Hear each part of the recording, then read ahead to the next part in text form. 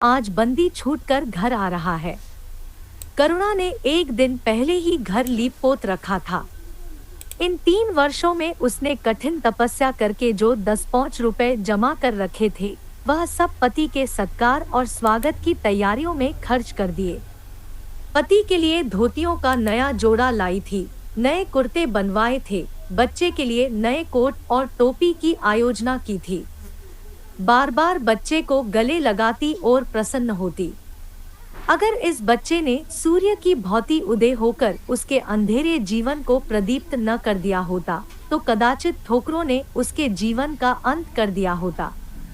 पति के कारावास दंड के 3 ही महीने बाद इस बालक का जन्म। वह सोचती, जब मैं बालक को उनके सामने ले जाऊंगी तो वह कितने प्रसन्न होंगे। उसे देखकर पहले तो चकित हो जाएंगे, फिर गोद में उठा लेंगे और कहेंगे, करुणा, तुमने यह रत्न देकर मुझे निहाल कर दिया। कैद के सारे कष्ट बालक की तोतली बातों में भूल जाएंगे। उनकी एक सरल, पवित्र, मोहक दृष्टि हृदय की सारी व्यवस्थाओं को धो डालेगी। इस कल्पना का आनंद लेकर वह फूली न समाती थी। वह सोच रही थी, आदित्य के साथ बहुत से आदमी होंगे। जिस समय वह द्वार पर पहुंचेंगे, जय जयकार की ध्वनि से आकाश गूंज उठेगा। वह कितना स्वर्गीय दृश्य होगा। उन आदमियों के बैठने के लिए करुणा ने एक फटासा टाट बिछा दिया था, कुछ पान बना दिए थे और बार बार आशामय नेत्रों से द्वार की ओर ताकती थी। पति की वह सुदृढ़, उदार, तेजपूर्ण मुद्रा बार बार आंखों में फिर जाती थी। उनकी वे बातें बार बार याद आती थी, जो चलते समय उनके मुख से निकलती थी। उनका वह धैर्य, वह आत्मबल, जो पुलिस के प्रहारों के सामने भी अटल रहा था, वह मुस्कुराहट जो उस समय भी उनके अधरों पर खेल रही थी।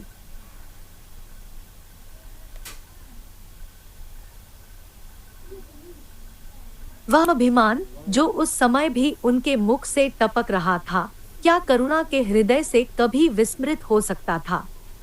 उसका स्मरण आते ही करुणा के निस्तेज मुख पर आत्मगौरव की लालिमा छा गई।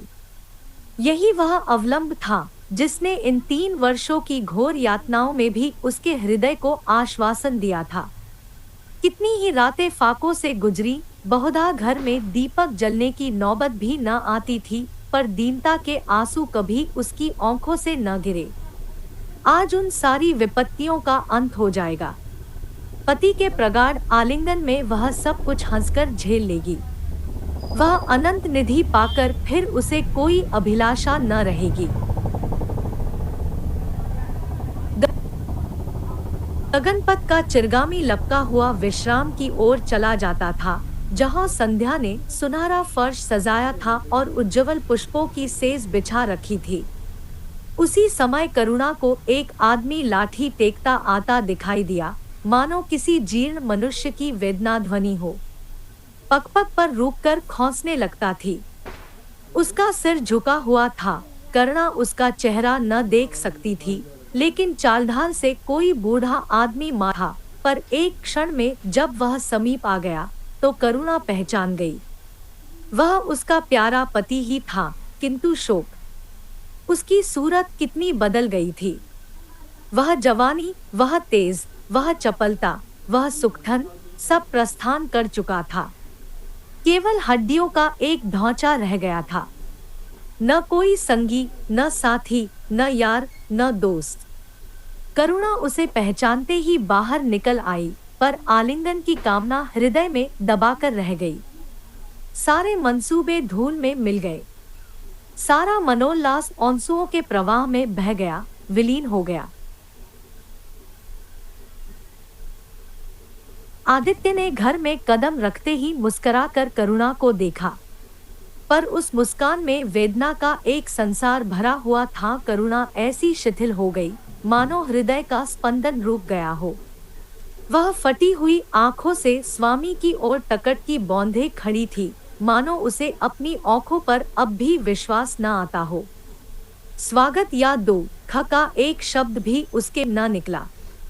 बालक भी गोद में बैठा हुआ सहमी औखे से इस कंकाल को देख रहा था और माता की गोद में चिपटा जाता था।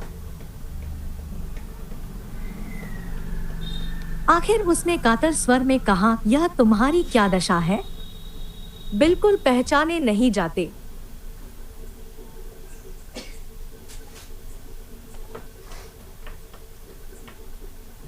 आदि चिंता को शांत करने के लिए मुस्कुराने की चेष्टा करके कहा,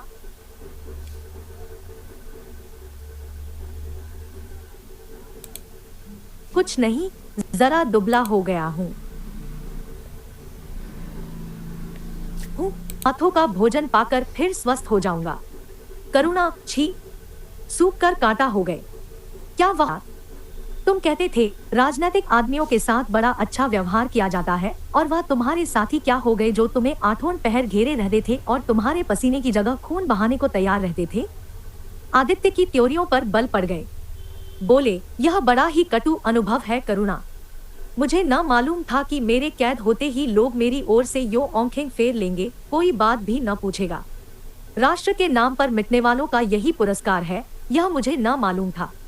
जनता अपने सेवकों को बहुत जल्द भूल जाती है, यह तो मैं जानता था, लेकिन अपने सहयोगी और सहायक इतने बेवफा होते हैं, इसका मुझे यह पहला ही अनुभव हुआ। लेकिन मुझे किसी से शिकायत नहीं। सेवा स्वयं अपना पुरस्कार है। मेरी भूल थी कि मैं इसके लिए यश और नाम चाहता था। करुणा, तो क्या वहां भोजन भी न मिलता था? आदित्य, यह न पूछो करुणा, बड़ी करुण कथा है। बस यही गनीमत समझो कि जीता लौट आया। तुम्हारे दर्शन बदे थे, नहीं कष्ट तो ऐसे ऐसे उठाए कि अब तक मुझे प्रस्थान कर जाना चाहिए था। मैं जरा लेटूंगा, खड़ा नहीं रहा जाता। दिन भर में इतनी दूर आया हूँ।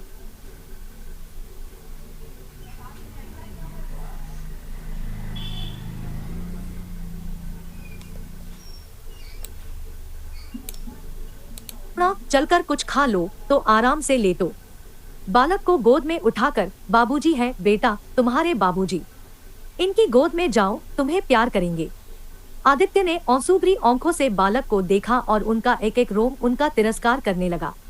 अपनी जीर्ण दशा पर उन्हें कभी इतना दुख न हुआ था। ईश्वर की असीम दया से यदि उनकी दशा संभल जाती तो वह फिर कभी राष्ट्रीय आंदोलन के समीप न जाते। इस फूल से बच्चे को यूं संसार में लाकर दरिद्रता की आग में झोंकने का उन्हें क्या अधिकार था? वह अब लक्ष्मी की उपासना करेंगे और अपना क्षुद्र जीवन बच्चे के लालन पालन के लिए अर्पित कर देंगे। उन्हें इस समय ऐसा ज्ञात हुआ कि बालक उन्हें उपेक्षा की दृष्टि से देख रहा है, मानो कह रहा है, मेरे साथ आपने कौन सा कर्तव्य पालन किया। उनकी सारी कामना, सारा प्यार बालक को हृदय से लगा देने के लिए अधीर हो उठा, पर हाथ फैल न सके। हाथों में शक्ति ही न थी। करुणा बालक को लिए हुए उठी और थाली में कुछ भोजन निकल कर लाई। आदित्य ने क्षुधापूर्ण नेत्रों से थाली की ओर देखा, मानो आज बहुत दिनों के बाद कोई खाने की चीज सामने आई है। जानता था कि कई दिनों के उपवास के बाद और आरोग्य की इस गई गुजरी दशा में उसे जबान को काबू में रखना चाहिए, पर सब्र न कर सका। थाली पर टूट पड़ा और देखते देखते थाली साफ कर दी। करुणा सशंक हो गई। उसने दोबारा किसी चीज के लिए न पूछा। थाली उठाकर चली गई, पर उसका दिल कह रहा था, इतना तो कभी न खाते थे। करुणा बच्चे को कुछ खिला रही थी कि एकाएक कानों में आवाज आई, करुणा। करुणा ने आकर पूछा, क्या तुमने मुझे पुकारा है? आदित्य का चेहरा पीला पड़ गया था और सांस जोर जोर से चल रही थी। हाथों के सहारे वही टाट पर लेट गए थे। करुणा उनकी यह हालत देखकर घबरा गई। बोली, जाकर किसी वैद्य को बुला लाऊं? आदित्य ने हाथ के इशारे से उसे मना करके कहा, व्यर्थ है करुणा, अब तुमसे छिपाना व्यर्थ है। मुझे तपेदिक हो गया है, कई बार मरते मरते बच गया हूँ। तुम लोगों के दर्शन बदे थे, इसलिए प्राण न निकलते थे। देखो प्रिय, रो मत। करुणा ने सिसकियों को दबाते हुए कहा, मैं वैद्य को लेकर अभी आती हूँ।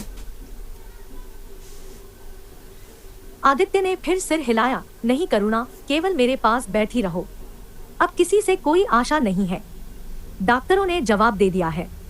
मुझे तो यह आश्चर्य है कि यहाँ पहुँच कैसे गया। न जाने कौन दैवी शक्ति मुझे वहां से खींच लाई। कदाचित यह इस बुझते हुए दीपक की अंतिम झलक थी। आह, मैंने तुम्हारे साथ बड़ा अन्याय किया। इसका मुझे हमेशा दुख रहेगा। मैं तुम्हें कोई आराम न दे सका।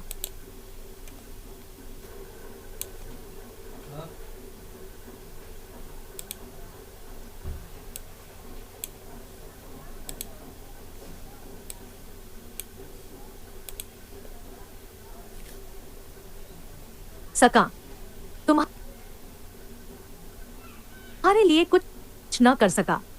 केवल सोहाग का दाग लगाकर और एक बालक के पालन का भार छोड़कर चला जा रहा हूँ। आह! करुणा ने हृदय को दृढ़ करके कहा, तुम्हें कहीं दर्द तो नहीं है? आग बना लाऊं? कुछ बताते क्यों नहीं? आदित्य ने करवट बदलकर कहा, कुछ करने की जरूरत नहीं प्रिय, कहीं दर्द नहीं। बस ऐसा मालूम हो रहा है कि दिल बैठा जाता है, जैसे पानी में डूबा जाता हूँ। जीवन की लीला समाप्त हो रही है। दीपक को बुझते हुए देख रहा हूँ। कह नहीं सकता कब आवाज बंद हो जाए। जो कुछ कहना है वह कह डालना चाहता हूँ, क्यों वह लालसा ले जाऊं। मेरे एक प्रश्न का जवाब दोगी? पूछूं? पति के सिर पर हाथ रखते हुए कहा, पूछते क्यों नहीं प्यारे। आदित्य ने करुणा के हाथों के कोमल स्पर्श का अनुभव करते हुए कहा, तुम्हारे विचार में मेरा जीवन कैसा था? बधाई के योग्य? देखो, तुमने मुझसे कभी पर्दा नहीं रखा। इस समय भी स्पष्ट कहना, तुम्हारे विचार में मुझे अपने जीवन पर हंसना चाहिए या रोना चाहिए? करुणा ने उल्लास के साथ कहा, यह प्रश्न क्यों करते हो प्रियतम? क्या मैंने तुम्हारी उपेक्षा कभी की है? तुम्हारा जीवन देवताओं का सा जीवन था, निस्वार्थ, निर्लिप्त और आदर्श।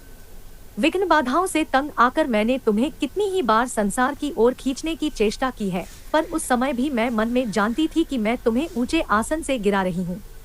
अगर तुम मायामोह में फंसे होते तो कदाचित मेरे मन को अधिक संतोष होता, लेकिन मेरी आत्मा को वह गर्व और उल्लास न होता जो इस समय हो रहा है। मैं अगर किसी को बड़े से बड़ा आशीर्वाद दे सकती हूँ तो वह यही होगा कि उसका जीवन तुम्हारे जैसा हो।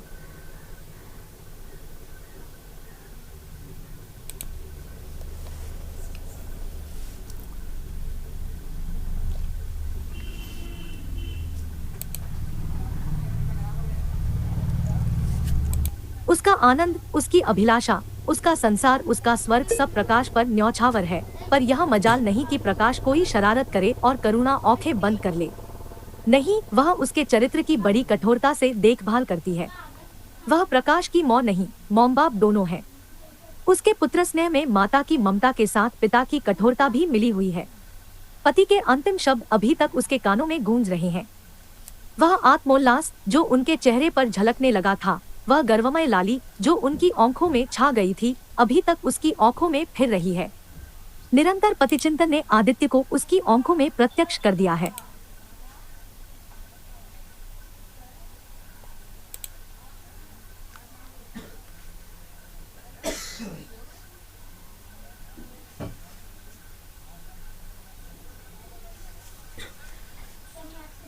बीत गए। बालक प्रकाश अब 10 साल का। सब दूध हाथों हाथ बिक जाता। करुणा को पहर रात से पहर रात तक काम में लगा रहना पड़ता, पर वह प्रसन्न थी। उसके मुख पर निराशा या दीनता की छाया नहीं, संकल्प और साहस का तेज है।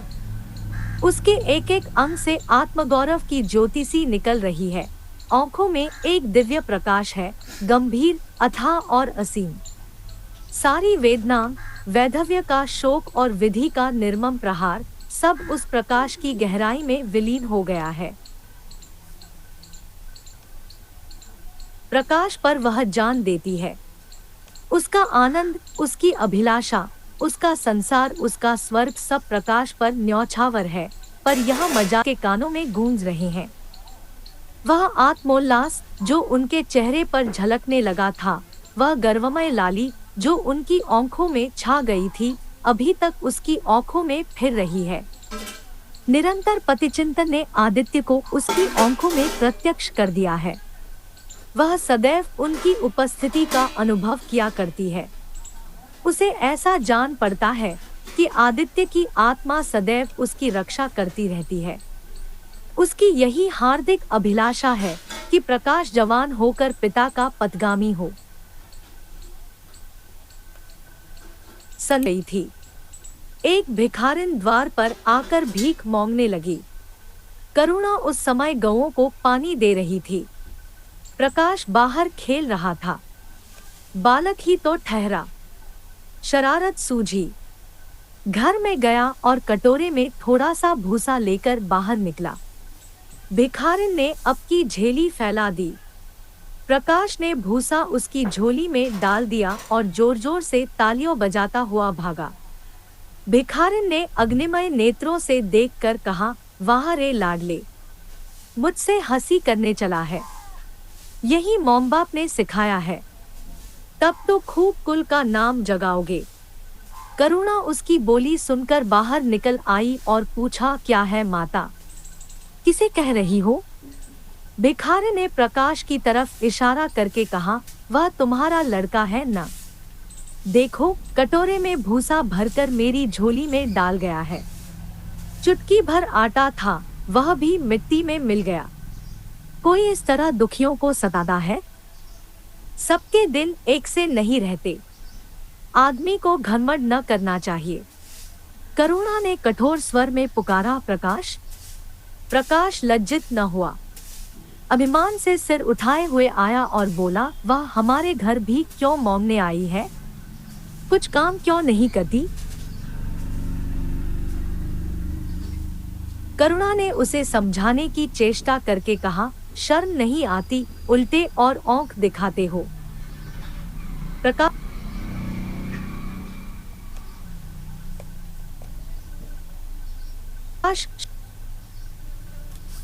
शर्म क्यों आए? यह क्यों रोज भीख मांगने आती है? हमारे यहाँ क्या कोई चीज मुफ्त आती है? करुणा, तुम्हें कुछ न देना था तो सीधे से कह देते, जाओ। तुमने यह शरारत क्यों की?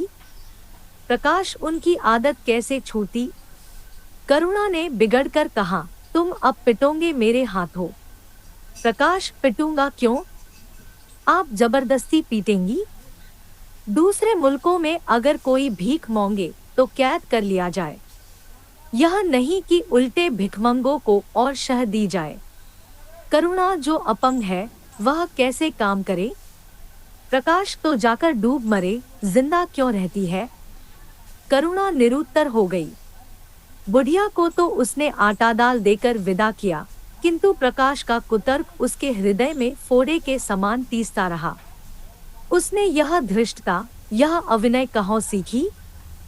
रात को भी उसे बार बार यही ख्याल सताता रहा।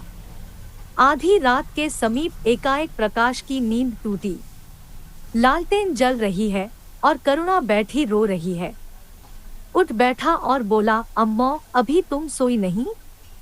करुणा ने मुंह फेरकर कहा, नींद नहीं आई। तुम कैसे जग गए? प्यास तो नहीं लगी है? प्रकाश, नहीं अम्मो, न जाने क्यों आँख खुल गई। मुझसे आज बड़ा अपराध हुआ अम्मो। करुणा ने उसके मुख की ओर स्नेह के नेत्रों से देखा। प्रकाश, मैंने आज बुढ़िया के साथ बड़ी नटखट की। मुझे क्षमा करो, फिर कभी ऐसी शरारत न करूँगा। यह कहकर रोने लगा।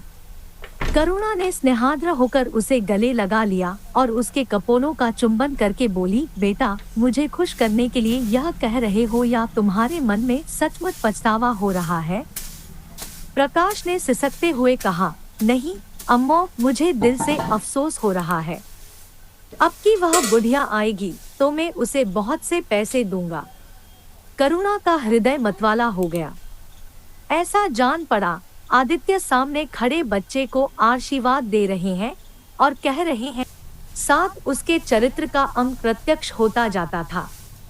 जहीन था ही, विश्वविद्यालय से उसे वजीफे मिलते थे। करुणा भी उसकी यथेष्ट सहायता करती थी, फिर भी उसका खर्च पूरा न पड़ता था। वह मितव्ययिता और सरल जीवन पर विद्वत्ता से भरे हुए व्याख्यान दे सकता था, पर उसका रहा फैशन के अंधभक्तों से जौभर घटकर न था। प्रदर्शन की धुन उसे हमेशा सवार रहती थी। उसके मन और बुद्धि में निरंतर द्वंद्व होता रहता था। मन जाति की ओर था, बुद्धि अपनी ओर। बुद्धि मन को दबाए रहती थी। उसके सामने मन की एक न चलती थी। जाति सेवा उसर की खेती है, वह बड़े से बड़ा उपहार जो मिल सकता है वह है गौरव और यश, पर वह भी स्थायी नहीं, इतना अस्थिर कि क्षण में जीवन भर की कमाई पर पानी फिर सकता है। अतएव उसका अंतःकरण अनिवार्य वेग के साथ विलासमय जीवन की ओर झुकता था, यहाँ तक कि धीरे धीरे उसे त्याग और निग्रह से घृणा होने लगी। वह दुर्वस्था और दरिद्रता को हे समझता था। उसके हृदय न था, भाव न थे, केवल मस्तिष्क था।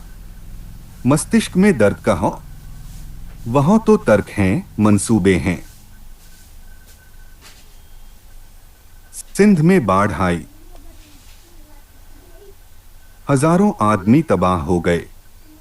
विद्यालय ने वहां एक सेवा समिति भेजी। प्रकाश के मन में द्वंद्व होने लगा, जाऊं या न जाऊं। इतने दिनों अगर वह परीक्षा की तैयारी करे, प्रकाश के मन में द्वंद्व होने लगा, जाऊं या न जाऊं। इतने दिनों अगर वह परीक्षा की तैयारी करे तो प्रथम श्रेणी में पास हो। चलते समय उसने बीमारी का बहाना कर दिया। करुणा ने लिखा, तुम सिंध न गए, इसका मुझे दुख है। तुम बीमार रहते हुए भी वहां जा सकते थे। समिति में चिकित्सक भी तो थे। प्रकाश ने पत्र का उत्तर न दिया। उड़ीसा में अकाल पड़ा, प्रजा मक्खियों की तरह मरने लगी। कांग्रेस ने पीड़ितों के लिए एक मिशन तैयार किया। उन्हीं दिनों विद्यालयों ने इतिहास के छात्रों को ऐतिहासिक खोज के लिए लंका भेजने का निश्चय किया। करुणा ने प्रकाश को लिखा, तुम उड़ीसा जाओ। किंतु प्रकाश लंका जाने को लालायित था। वह कई दिन इसी दुविधा में रहा। अंत को सीलोन ने उड़ीसा पर विजय पाई। करुणा ने अब की उसे कुछ न लिखा, चुपचाप रोती रही। लोन से लौटकर प्रकाश छुट्टियों में घर गया। करुणा उससे खिंची खिंची रही। प्रकाश मन में लज्जित हुआ और संकल्प किया कि अब की कोई पेज दो। अवसर आया तो अम्मा को अवश्य प्रसन्न करूंगा। यह निश्चय करके वह विद्यालय लौटा। लेकिन यहां आते ही फिर परीक्षा की फिक्र सवार हो गई। यहां तक कि परीक्षा के दिन आ गए, मगर इम्तहान से फुर्सत पाकर भी प्रकाश घर न गया। विद्यालय के एक अध्यापक कश्मीर सैर करने जा रहे थे। प्रकाश उन्हीं के साथ कश्मीर चल खड़ा हुआ। जब परीक्षा फल निकला और प्रकाश प्रथम आया, तब उसे घर की याद आई। उसने तुरंत करुणा को पत्र लिखा और अपने आने की सूचना दी। माता को प्रसन्न करने के लिए उसने 2-4 शब्द जाति सेवा के विषय में भी लिखे। अब मैं आपकी आज्ञा का पालन करने को तैयार हूँ। मैंने शिक्षा संबंधी कार्य करने का निश्चय किया है। इसी विचार से मैंने वह विशिष्ट स्थान प्राप्त किया है। हमारे नेता भी तो विद्यालयों के आचार्यों ही का सम्मान करते हैं। अभी वक्त इन उपाधियों के मोह से वे मुक्त नहीं हुए हैं। हमारे नेता भी योग्यता, सदुत्साह, लगन का उतना सम्मान नहीं करते जितना उपाधियों का। अब मेरी इज्जत करेंगे और जिम्मेदारी को काम सौंपेंगे जो पहले मौंगे भी न मिलता। करुणा की आस फिर बंधी। विद्यालय खुलते ही प्रकाश के नाम रजिस्ट्रार का पत्र पहुंचा। उन्होंने प्रकाश का इंग्लैंड जाकर विद्याभ्यास करने के लिए सरकारी वजीफे की मंजूरी की सूचना दी थी। प्रकाश पत्र हाथ में लिए हर्ष के मौ से बोला, अम्मा, मुझे इंग्लैंड जाकर पढ़ने के लिए सरकारी वजीफा मिल गया। करुणा ने उदासीन भाव से पूछा, तो तुम्हारा क्या इरादा है? प्रकाश, मेरा इरादा? ऐसा अवसर पाकर भला कौन छोड़ता है? करुणा, तुम तो स्वयंसेवकों में भर्ती होने जा रहे थे। प्रकाश, तो आप समझती हैं, स्वयंसेवक बन जाना ही जाति सेवा है।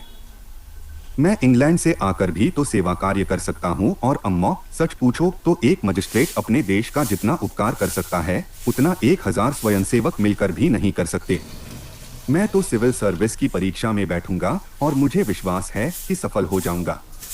करुणा ने चकित होकर पूछा, तो क्या तुम मजिस्ट्रेट हो जाओगे?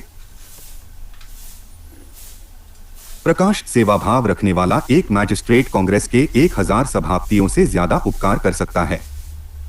अखबारों में उसकी लंबी लंबी तारीफें न छपेंगी, तालियां न बजेंगी, जनता उसके जुलूस की गाड़ी न खींचेगी और न विद्यालयों के छात्र उसको अभिनंदन पत्र देंगे, पर सच्ची सेवा मजिस्ट्रेट ही कर सकता है। करुणा ने आपत्ति के भाव से कहा, लेकिन यही मजिस्ट्रेट तो जाति के सेवकों को सजा देते हैं, उन पर गोलियां चलाते हैं। प्रकाश, अगर मजिस्ट्रेट के हृदय में परोपकार का भाव है तो वह नरमी से वही काम करता है जो दूसरे गोलियां चलाकर भी नहीं कर सकते। करुणा, मैं यह नहीं मानूंगी। सरकार अपने नौकरों को इतनी स्वाधीनता नहीं देती। वह एक नीति बना देती है और हर एक सरकारी नौकर को उसका पालन करना पड़ता है। सरकार की पहली नीति यह है कि वह दिन दिन अधिक संगठित और दृढ़ हो। इसके लिए स्वाधीनता के भावों का दमन करना जरूरी है। अगर प्रकाश ने खींचकर कहा, तो क्या आप यही चाहती हैं कि मैं जिंदगी भर चारों तरफ ठोकरें खाता फिरूं? करुणा कठोर नेत्रों से देखकर बोली, अगर ठोकर खाकर आत्मा स्वाधीन रह सकती है तो मैं कहूंगी ठोकर खाना अच्छा है। निश्चयात्मक भाव से पूछा, तो आपकी यही इच्छा है? करुणा ने उसी स्वर में उत्तर दिया, हाँ, मेरी यही इच्छा है। प्रकाश ने कुछ जवाब न दिया, उठकर बाहर चला गया और तुरंत रजिस्ट्रार को इनकारी पत्र लिख भेजा। मगर उसी क्षण से मानो उसके सिर पर विपत्ति ने आसन जमा लिया। विरक्त और विमन अपने कमरे में पड़ा रहता, न कहीं घूमने जाता, न किसी से मिलता। मुंह लटकाए भीतर आता और फिर बाहर चला जाता। यहाँ तक महीना गुजर गया। न चेहरे पर वह लाली रही, न वह ओज। आंखें अनाथों के मुख की भांति याचना से भरी हुई, ओठ हंसना भूल गए। मानो उन इनकारी पत्र के साथ उसकी सारी सजीवता और चपलता, सारी सरलता विदा हो गई। करुणा उसके मनोभाव समझती थी और उसके शोक को भुलाने की चेष्टा करती थी, पर रूठे देवता प्रसन्न न होते थे। आखिर एक दिन उसने प्रकाश से कहा, बेटा, अगर तुमने विलायत जाने की ठान ही ली है तो चले जाओ, मना न करूंगी। मुझे खेद है कि मैंने तुम्हें रोका। अगर मैं जानती कि तुम्हें इतना आघात पहुंचेगा तो कभी न रोकती। मैंने तो केवल इस विचार से रोका था कि तुम्हें जाति सेवा में मग्न देखकर तुम्हारे बाबूजी की आत्मा प्रसन्न होगी। उन्होंने चलते समय यही वसीयत की थी। प्रकाश ने रुखाई से जवाब दिया, अब क्या जाऊंगा? इनकारी खत लिख चुका। मेरे लिए कोई अब तक बैठा थोड़े ही होगा। कोई दूसरा लड़का चुन लिया होगा और फिर करना ही क्या है। जब आपकी मर्जी है कि गांव की खाक छानता फिरूं तो वही सही।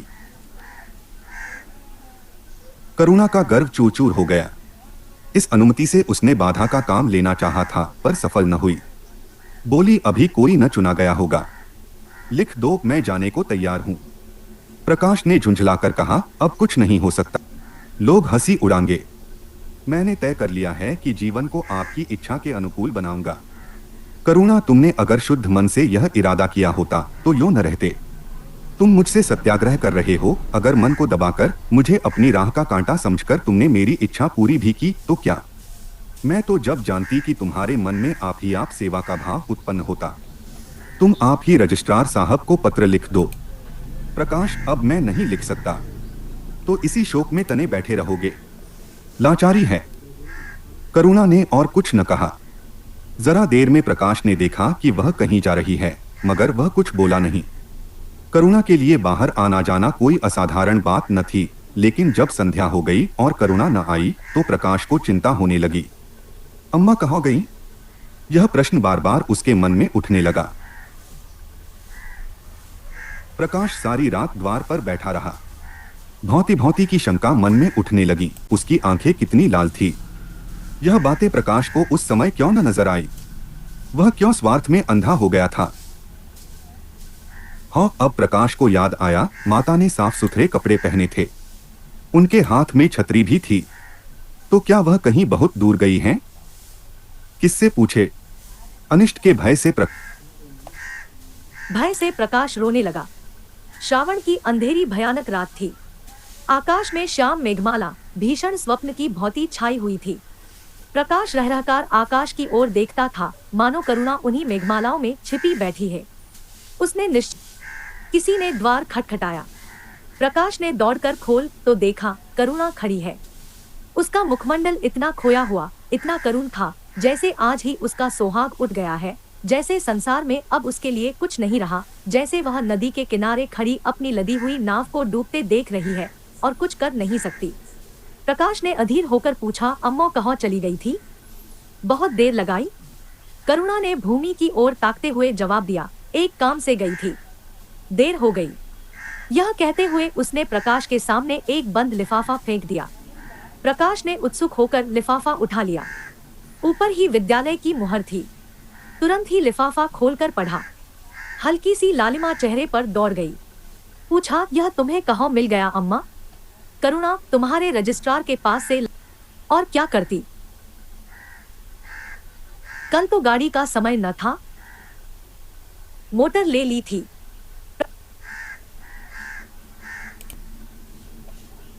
मौन खड़ा रहा, फिर कुंठित स्वर में बोला, जब तुम्हारी इच्छा नहीं है तो मुझे क्यों भेज रही हो? करुणा ने विरक्त भाव से कहा, इसलिए कि तुम्हारी जाने की इच्छा है। तुम्हारा यह मलिन वेश नहीं देखा जाता। अपने जीवन के 20 वर्ष तुम्हारी हितकामना पर अर्पित कर दिए, अब तुम्हारी महत्वाकांक्षा की हत्या नहीं कर सकती। तुम्हारी यात्रा सफल हो, यही हमारी हार्दिक अभिलाषा है। करुणा का कंठ रूंध गया और कुछ न कह सकी। इनसे यात्रा की तैयारियों करने लगा। करुणा के पास जो कुछ था वह सब खर्च हो गया। कुछ ऋण भी लेना पड़ा। बने सूटकेस लिए गए। प्रकाश अपनी धुन में मस्त था। कभी किसी चीज की फरमाइश लेकर आता, कभी किसी चीज का। करुणा इस एक सप्ताह में इतनी दुर्बल हो गई है। उसके बालों पर कितनी सफेदी आ गई है, चेहरे पर कितनी झुर्रियों पड़ गई है, यह उसे कुछ न नजर आता। उसकी आंखों में इंग्लैंड के दृश्य समाये हुए थे। महत्वाकांक्षा आंखों पर पर्दा डाल देती है। प्रस्थान का दिन आया। आज कई दिनों के बाद धूप निकली थी। करुणा स्वामी के पुराने कपड़ों को बाहर निकाल रही थी।